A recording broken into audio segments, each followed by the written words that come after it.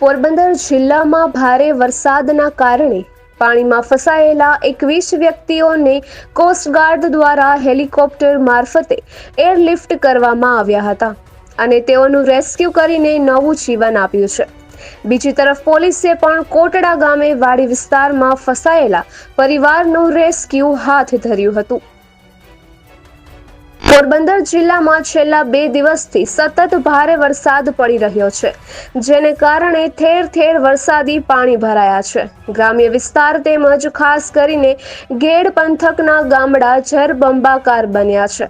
ત્યારે એરડા તેમજ કુતિયાણા તાલુકાના કંટોલ તથા માલ ગામે ભારે વરસાદને કારણે વાડી વિસ્તારમાં ફસાયેલ વ્યક્તિઓના રેસ્ક્યુ માટે એરલિફ્ટ કરવાની જરૂરિયાત જણાઈ હતી, જેઓને સ્થાનિક કક્ષાની fire brigade team, navy team, SDRF team, marine કમાન્ડોની ટીમના સઘન પ્રયત્ન કરવા છતાં રેસ્ક્યુ કરવામાં સફળતા ન મળતા વહીવટી તંત્ર દ્વારા પોરબંદર કોસ્ટગાર્ડનો સંપર્ક કરતા કોસ્ટગાર્ડ દ્વારા તેઓના બચાવ માટે તુરંત હેલિકોપ્ટર રવાના કરાયા હતા અને એરલિફ્ટિંગ કરી 21 વ્યક્તિઓનું રેસ્ક્યુ કરી સલામત જગ્યાએ સ્થળાંતર કરવામાં આવ્યું હતું।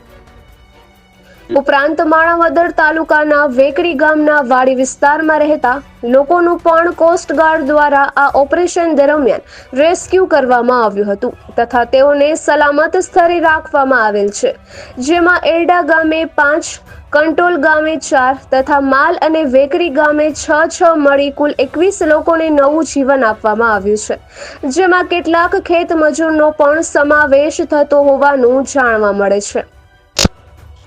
એ સિવાય કુતિયાણાના રોઘડા ગામે રાત્રિના સીમ વિસ્તારમાં પાણી આવી જતા બાળકો સહિત 9 લોકોને સલામત સ્થળે ખસેડવાની જરૂરિયાત જણાતા તાત્કાલિક જિલ્લા કંટ્રોલ રૂમ ખાતેથી સંકલન કરી રેવન્યુ, પોલીસ, ફાયર બ્રિગેડની ટીમે 9 વ્યક્તિઓને બચાવી લીધા હતા। રેસ્ક્યુ કામગીરીના અંતે બોટની મદદથી રેસ્ક્યુ હેઠળના નાગરિકોને રોઘડા ગામે લઈ જવામાં આવ્યા હતા।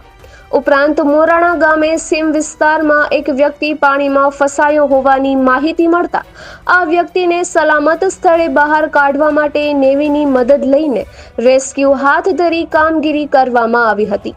પાણી વધુ આવે એ પહેલા જ આ બચાવ કામગીરી પૂર્ણ કરવામાં આવી હતી।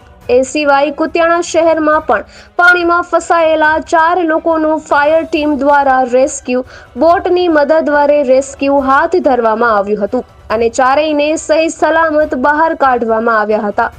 એ સિવાય કુતિયાણાના કોટડા ગામ વાડી વિસ્તારમાં પણ પાણીમાં ફસાયેલ પરિવાર કે જેમાં 2 બાળકો હતા તે તમામનું પોલીસ દ્વારા રેસ્ક્યુ કરી તમામને સલામત સ્થળે સ્થળાંતરિત કરવામાં આવ્યા હતા।